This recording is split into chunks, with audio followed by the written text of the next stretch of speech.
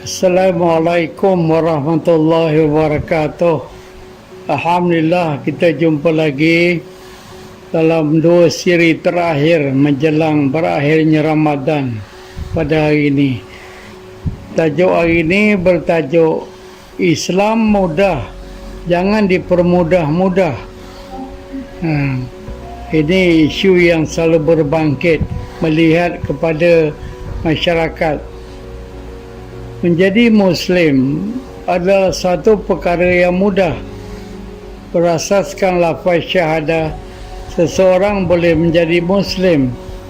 Manifestasi dari syahadah terbina dengan ibadah, mematuhi syariah untuk menjadi manusia berakhlak dan berdisiplin. Etika dan disiplin adalah sesuatu yang amat penting bagi seorang Muslim, apalagi mukmin. Islam menjadi mudah kerana adanya akidah dan menjadikan keyakinan kepada Pencipta landasan beragama. Ibadah terjadi kerana hikmah daripadanya amat besar dan nyata. Syariah dipatuhi supaya ada disiplin pada diri dan tahu batas larang dalam kehidupan, dan akhlak menjadi pakaian diri supaya menjadi cerminan kepada yang lain. Apabila asas-asas Islam itu diingkari dan dipermudah-mudahkan, umat Islam sering terdedah dengan syirik, kesesatan dan sikap melampau.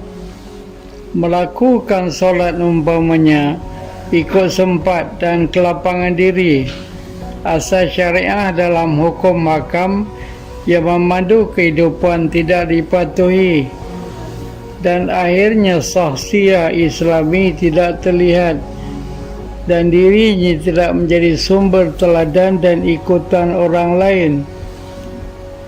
Mudahnya Islam kerana apa saja yang dilakukan meninggalkan kebaikan kepada penganutnya.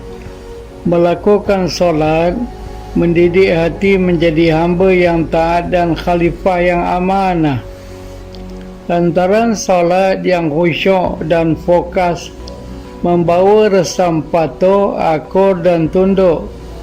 Kalau faktor alamiah seperti cakrawala, bintang-bintang dan galaksi patuh pada sunnatullah, ketentuan Allah, ia membayangkan ketertiban dan keteraturan, dan ianya penting juga bagi manusia. Melakukan siam atau berpuasa umpamanya mendidik hati dan diri mengenai pentingnya ketahanan diri dibina, di samping keinsafan yang membawa kita menghargai golongan miskin dan tidak berada, dan membangun kualiti manusiawi yang tidak saja memikirkan kesejahteraan diri tetapi juga memikirkan kesejahteraan orang lain.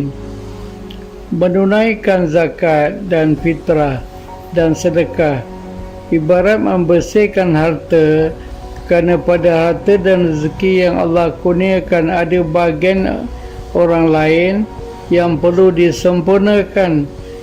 Ia menimbulkan perasaan kasih sayang dan timbang rasa sesama manusia.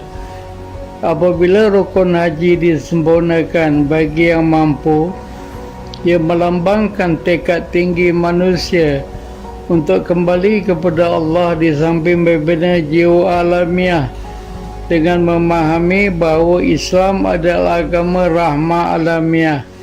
Umat manusia berkumpul di Masjidil Haram, melakukan tawaf dan wukuf di Arafah, lambang wujudnya kesatuan ummah yang dituntut oleh agama. Melakukan ibadah yang terpancar sebagai sumber amal saleh, hikmahnya kembali kepada diri sendiri. Memiliki sifat amanah, bercakap benar, belajar dan mengembangkan ilmu yang bermanfaat, jujur dan ikhlas dalam melakukan sesuatu, mematuhi titah perintah Allah, menjauhi larangannya adalah satu yang fitrah sifatnya.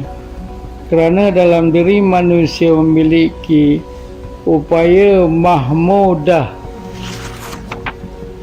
dan jiwa sakinah yang memimpin manusia sentiasa melakukan sesuatu dalam redha Allah.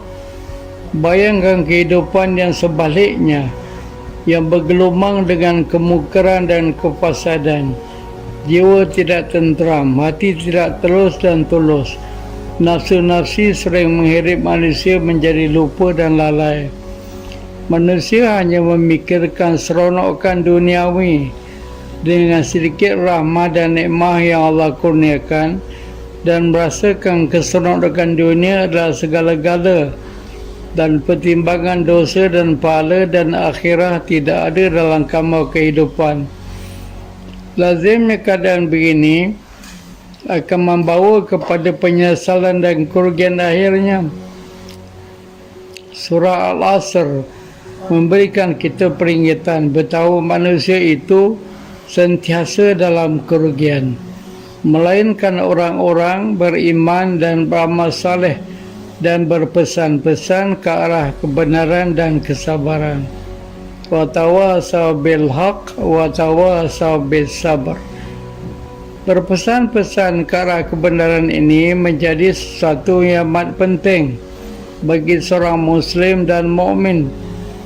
Sama ada ianya dakwah ataupun tarbiyah mendidik, sifatnya mengajak manusia tidak saja mengenal kebenaran, tapi ianya diamalkan supaya memberi kebaikan pada yang lain dan sumber contoh dalam melakukan sesuatu. Berpesan-pesan ke arah kesabaran lantaran bada'u sasaran memiliki latar yang pelbagai.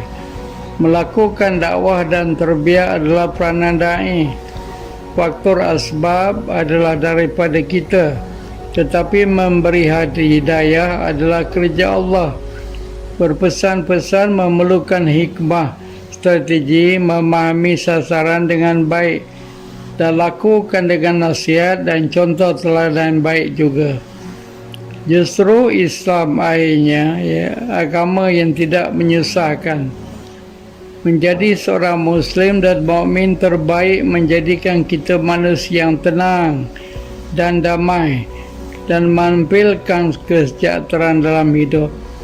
Meskipun menjadi seorang Muslim yang alimin dan amilin bakal memberi manfaat dan pedoman memandu kehidupan yang soleh dan soleha akhirnya. InsyaAllah kita bertemu sekali lagi dalam tazkirah ringkas beberapa hari akan datang, InsyaAllah, sebelum kita menyambut Idul Fitri. Terima kasih. Assalamualaikum warahmatullahi wabarakatuh.